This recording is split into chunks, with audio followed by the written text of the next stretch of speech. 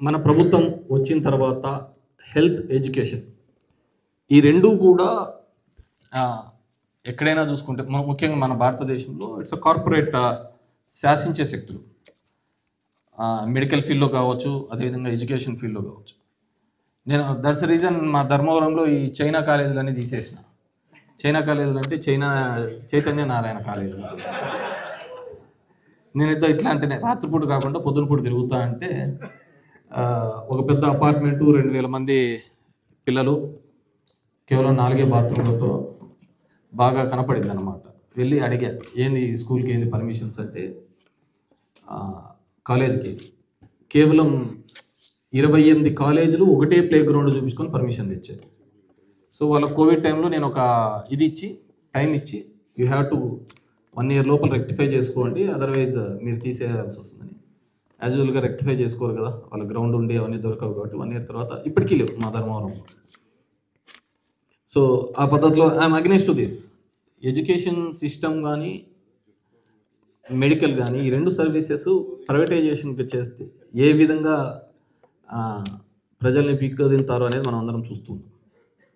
So అదే పద్ధతిలో మన గవర్నమెంట్ వచ్చిన తర్వాత, జగన్మోహన్ రెడ్డి గారు వచ్చిన తర్వాత ఈ రెండు ఇన్స్టిట్యూట్స్ని నాడు నేడు అనే ఒక కాన్సెప్ట్ తీసుకొని వచ్చి, now I will discuss only about the medical system, మనం తీసుకున్న రిఫార్మ్స్ ఎలాంటివి అని చెప్పేసి.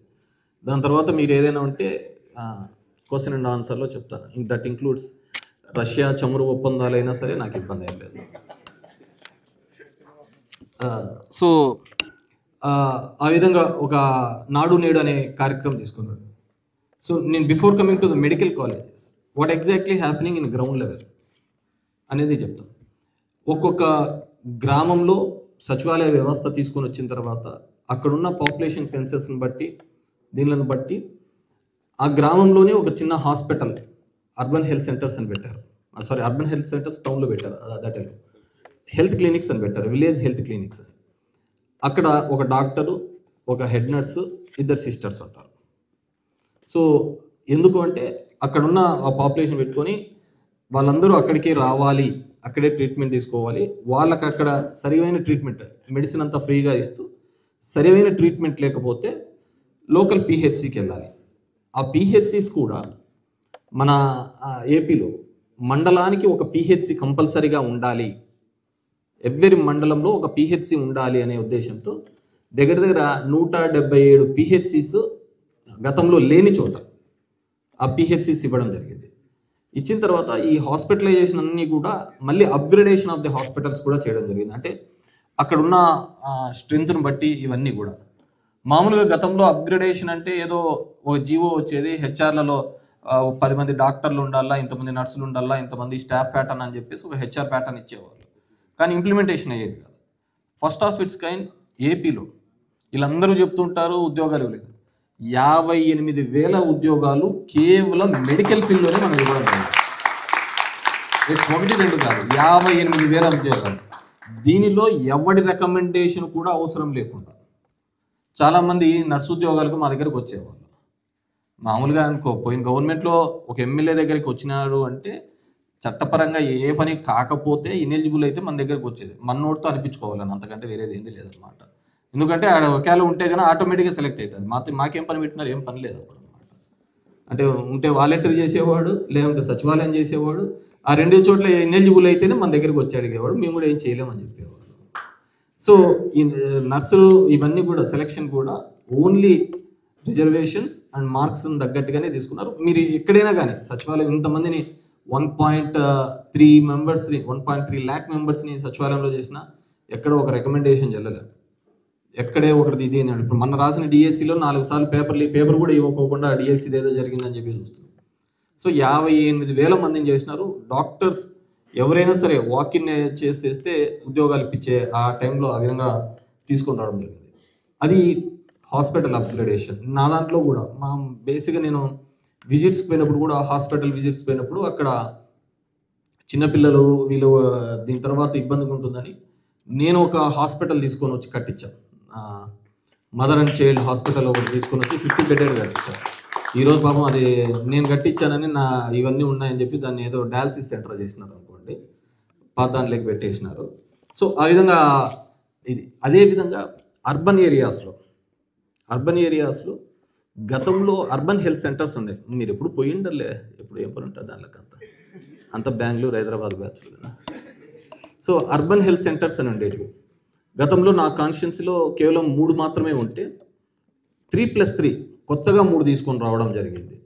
అంటే ఎవ్రీ 30,000 పాపులేషన్కి ఖచ్చితంగా ఒక హాస్పిటల్ ఉండాలి అర్బన్ హెల్త్ సెంటర్స్. అంటే సిహెచ్సిస్ కాకుండా, సిహెచ్సిస్ 100 బెడెడ్ హాస్పిటల్, అది కాకుండా మీ ఏరియాలోనే ఉండాలని. కావాలంటే మీరు మీ టౌన్లో పోయి అడగండి, కొత్తగా ఏమైనా హాస్పిటల్స్ ఈ విధంగా అర్బన్ హెల్త్ సెంటర్స్ వచ్చాయా అని చెప్పేసి. ఈ విధంగా మనము అర్బన్ హెల్త్ సెంటర్స్ను కూడా తీసుకొని రావడం జరిగింది. ఎవ్రీ అర్బన్లో టౌన్లో 30,000 పాపులేషన్ ఉంటే ఒక హాస్పిటల్ లాగా ఆ ప్రాంతంలో ఒక 4 ఆ పాపులేషన్ కవర్ అయ్యే విధంగా ఆ విధంగా హాస్పిటల్స్ తీసుకురావడం. అన్నిటికంటే బేసిక్ ఏంది చేసినామంటే ప్రతి ఇంటింటికి దగ్గరికి కూడా ఇంత సిస్టమ్ ఏర్పాటు చేసినాం కదా, వీళ్ళందరినీ ఊరికనే ఉంచలేం కదా. ప్రతి ఇంటింటికి దగ్గరికి కూడా జగనన్న ఆరోగ్య సురక్ష అనే ఒక కార్యక్రమం చేసినాం.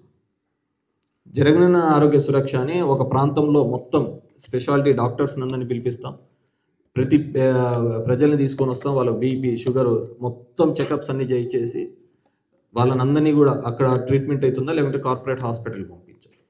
These are all revolutionary things. మన ఒక వైద్యం విషయంలో మనం తీసుకున్న పెద్ద పెద్ద రిమార్కబుల్ స్టెప్స్ ఏమైనా ఉన్నాయంటే అంత పెద్దగా తీసుకున్నది. ఇవన్నిటికీ మించి మెడికల్ కాలేజెస్ 17 మెడికల్ కాలేజెస్ తీసుకొని రావడం జరిగింది. ప్రతి మెడికల్ కాలేజ్కి ఇంటిగ్రేటెడ్గా 500+ బెడెడ్ హాస్పిటల్ కూడా ఇంటిగ్రేటెడ్గా తీసుకొని రావడం జరిగింది. These are all the steps that YSRCP గవర్నమెంట్లో మనం అందరం తీసుకున్నది అనమాట. చాలామందికి తెలియకపోవచ్చు. సరే, దీని వెనకాల ఉండేది ఏంది, దీని గురించి ఆలోచిస్తే కదా, గతంలో కూడా ఇదే దాంట్లో 1992లో నేదురుమల్లి జనార్దన్ రెడ్డి గారు ఒక 12 medical colleges and dental colleges తీసుకొని రావాలి అని ఒక ప్రతిపాదన తీసుకొని వచ్చినప్పుడు, అప్పుడు ఎన్టీ రామారావు గవర్నమెంట్లోనే NTR he himself and Telugu Desam party కూడా అందరూ కూడా దీన్ని వ్యతిరేకించడం జరిగింది. ఆ వ్యతిరేకించినప్పుడు క్రాంతి సంఘం పరిషత్ అనే ఒక విద్యార్థి సంఘం, క్రాంతి పరిషత్ సంఘం ఒక విద్యార్థి సంఘం హైకోర్టులో పెద్ద ఉద్యమం చేసింది. ఎన్టీ రామారావు తెలుసు కదా, అట్లా జనాలకు తమ్ముళ్ళు నేనున్నాను మీ అంబడు అని చెప్పేసినాడు. కోర్టుకు పోయినారు. 1992లో పోయి హైకోర్టు కూడా దాని మీద స్టే ఇచ్చింది. ఇప్పటికీ స్టే ఉంది. ఆ రోజు తెలుగుదేశం పార్టీ ఇదే విధంగా గొడవ పడితే దాన్ని స్టే ఇవ్వడం జరిగింది. ఆ రోజు కూడా మీరు దగ్గుపేట వెంకటేశ్వరరావు గారు ఒక బుక్ రాసినారు. ఇప్పుడంటే బాబుమడులు కలిసిపోయినారు, కానీ ఒక బుక్ రాసినాడు.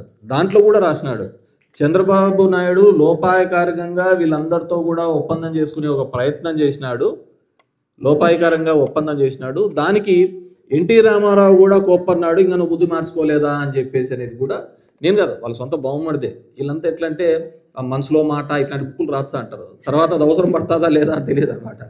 ఇంతకుముందు కూడా అదేంది వ్యవసాయం దండగా ఇవన్నీ మానేయాలా అని రాసినాడు అనుకోండి. బేసిక్గా సీరియస్గా తీసుకోవాలి. అతను చెప్పిన ప్రతిదీ సీరియస్గా తీసుకుంటే మనం చచ్చిపోతాం, చెవులో రక్తం కలుగుతా అంటారు. ఏదో మాట్లాడుతానలే లైటర్గా తీసుకుంటా అంటారు. ఒక స్పోక్స్ పర్సన్గా ఆ విధంగా ఉండదు. సో ఈరోజు ఉద్యమం చేయాలి ఇది అంటున్నారు. అంటే 1992 ఇప్పటికీ దగ్గర 30 ఏళ్ళ పైగా అవుతుందా, 33 ఇయర్స్ అవుతుంది. అప్పటికి ఇప్పటికీ మరి ఎందుకో అది లేదు. కానీ ఈ రీసెంట్ టైంలో చూసినా కానీ హైదరాబాద్లో హెచ్సి భూములు దాంట్లోకి పోతుంది అన్నా కానీ అక్కడ విద్యార్థులు కానీ దీనిలో కానీ బాగా రివోల్ట్ అయినారు.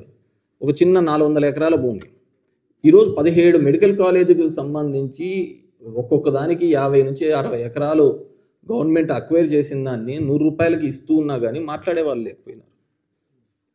ఎందుకు అలా తయారవుతుందో నాకు అర్థం కాదు. అంటే మనమంతా ఎలా తయారవుతున్నామంటే ఏదైనా చెప్పాలనుకున్నారో కెరీర్ ఏం లేదు. ఐపీఎల్కి పోయి చూసేటప్పుడు 10 నిమిషాలు కరెంట్ పోతానా తట్టుకోలేనంత తనం అయిపోయింది. మనకు లగ్జరీ కంఫర్ట్స్ ఎక్కువ అయిపోయినాయి. ఇది ఎవరికో కదా ఉపయోగపడేది, మనకేముంది కదా అని చెప్పేసి మనమే మన ఇళ్ళలో చూస్తూ ఉంటాం, మనకు తెలిసిన వాళ్ళలో చూస్తుంటాం. అంటే మన చదువు అంతా కూడా మన కోసం కాదు, పక్కింటి కోసమో లేదంటే సందులో ఎవడు చదువుకున్న వాని కోసమే చదివినాం చాలా సందర్భాలు.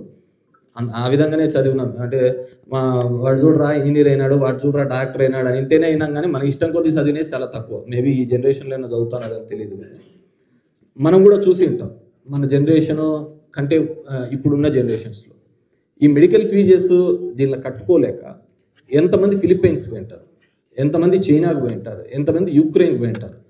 అక్కడ రాసి వచ్చిన తర్వాత ఆ డిగ్రీలు ఇక్కడ చెల్లవు అని చెప్పేసి మళ్ళీ ఇక్కడ ఎంతమందికి సుప్రీంకోర్టుకో హైకోర్టుకో ఆశ్రయించి ఇక్కడ ఎగ్జామ్స్ రాసిన సందర్భాలు మనమే ఎన్నో చూసింటాం. ఎన్నో సందర్భాల్లో పేపర్లలో చూసింటాం, లేకుంటే మన చుట్టుపక్కల సరౌండింగ్స్లో జరిగిన ఒక సంఘటనే చూస్తుంటాం. అంటే ఇంతమంది విద్యార్థులు జస్ట్ డబ్బులు ఆఫర్ చేయలేకనే కదా పోతుండేది. సో అలాంటి ఇన్స్టిట్యూట్స్ని ఎంత ఈజీగా దీనికి 8,000 కోట్లు ఖర్చు అవుతుంది, మేము పెట్టలేము, 23 ఏళ్ళు పడుతుంది. జగన్మోహన్ రెడ్డి గారు ఒక 2 ఏళ్ళు 3 ఏళ్లలో కట్టి చూపించినది. ఇట్స్ ఇన్క్యాపబుల్ కదా, నువ్వు 23 ఏళ్ళు పడుతుంది నాకు ఇంకా మిగతా కాలేజీలు కట్టడానికి అని చెప్పడానికి, యువర్ నాట్ క్యాపబుల్ అనే కదా. సో పబ్లిక్ హాస్పిటల్స్ను దీనిలను ప్రైవేటైజేషన్ చేసుకుంటే అన్నీ చేసుకుంటూ పోవచ్చు. ఇంకా ఏదనుకుంటుంది, అన్నీ ఇంకొక థర్డ్ పార్టీకి ఇచ్చేస్తే సరిపోతూ ఉంటుంది. మనం ఇంటికాడ కూర్చుంటే అంటే అవే జరిగిపోతూ ఉంటాయి. సో దీనిల మీద నాకు తెలిసి హెల్త్ మినిస్టర్ కూడా మా సత్య కూడా చెప్పినాడు, జగన్మోహన్ రెడ్డి కట్టించినాడు కానీ హాస్టల్స్ కట్టిలేదు, బాత్రూమ్స్ కట్టించలేదు. Development is a continuous process. ఈ గవర్నమెంట్ ఇంకో గవర్నమెంట్ అని కాదు. ఆ సీట్లో కూర్చున్న తర్వాత ఎవరైనా సరే ప్రజలకు ఏది ఉపయోగపడుతుందో అది కంటిన్యూస్ ప్రాసెస్గా చేస్తూనే ఉండాలి. నువ్వు దీనిలోకి ఎందుకంటే దీంట్లో నీకేదో కిక్ బ్యాక్స్ ఉన్నాయనే ఉద్దేశంతోనే నువ్వు ఇది ప్రైవేటైజేషన్ చేయాలని చూస్తున్నావు. ఇప్పుడు అదే విధంగానే కదా, ఇప్పుడు రాజశేఖర రెడ్డి గారు మొదలుపెట్టిన ఆరోగ్యశ్రీ కంటిన్యూ చేస్తున్నారు లేదా, రాజశేఖర రెడ్డి గారు మొదలుపెట్టిన ఫీజు రియంబర్స్మెంట్ చేస్తున్నారా లేదా, సచివాలయ వ్యవస్థ చేస్తున్నారా లేదా. It's continuous process. నువ్వు అతను చేశాడు నేను నిలబెడతాను, నువ్వు దాన్ని ఇంకా మాడిఫై చేయి, నీ పేరు వచ్చే విధంగా ఇంకా బాగా చేయి. దాని దగ్గర ఇప్పుడు జిల్లా కోర్టు ఇచ్చినాడు, నువ్వు కూటమిలో ఉన్నావు, నీ స్ట్రెంత్ లేకుంటే అసలు బీజేపీ నడవలేదు. అలాంటప్పుడు నువ్వు జిల్లాకు 3 తీసుకొని రా, దర్ ఇస్ నథింగ్ రాంగ్ కదా. సో మెడికల్ కాలేజ్ మనకు మామూలుగా ఆ ఈక్వేషన్ చూస్తే డాక్టర్ వర్సెస్ పాపులేషన్ చూస్తే చాలా తక్కువగానే ఉన్నాం. సో మరి గవర్నమెంట్లో ఉన్న వాళ్ళు ఎవరు సలహా ఇస్తున్నారో ఎంత ఇస్తున్నారన్నారో వీళ్ళకు తెలియదు, కానీ డెఫినెట్గా ఇప్పుడు జరుగుతున్నది కానీ ఇదన్నీ కూడా, ఎందుకంటే సేమ్ థింగ్ హ్యాపెండ్ మా అనంతపురం హాస్పిటల్ కూడా మెడికల్ కాలేజ్ని కూడా ఒకసారి ఇలాగే ఒక ట్రస్ట్కి ఇవ్వాలని ఒక ప్రయత్నం చేసినారు. This in 90s. అప్పుడు కూడా మాకు అక్కడ లోకల్గా ఉన్న అనంత వెంకటరామరెడ్డి వీళ్ళందరూ కూడా ఫైట్ చేసి దాన్ని నిలిపే ప్రయత్నం నిలిపేసినారు కూడా. సో దాని గురించి మాట్లాడుకోకుండా ఉండడం, సైలెంట్గా ఉండడం వల్ల చాలా పెద్ద ప్రమాదం. ఈ జనరేషన్కి ఏం కాదు, నెక్స్ట్ జనరేషన్లో ఉన్న వాళ్ళు కూడా దీని గురించి చాలా, నాకు తెలిసి 9th జగన్మోహన్ రెడ్డి గారు ఎక్కడికో వెళ్తున్నట్టున్నారు, నర్సీపట్నం మెడికల్ కాలేజీకి కూడా ఆయన వెళ్తున్నట్టున్నారు. డెఫినెట్గా ప్రతి ఒక్కరు కూడా మాట్లాడాలి. ఈ ఆంధ్రప్రదేశ్లో జరుగుతున్న అన్యాయాలు, అక్రమాలు, లేకుంటే గవర్నమెంట్ ఏ విధంగా ప్రజల యొక్క ఆస్తుల్ని ఏ విధంగా అమ్ముతుందనేది అందరం కూడా డెఫినెట్గా మాట్లాడాలి. డిఫరెంట్ ప్లాట్ఫామ్స్లో మాట్లాడాలా.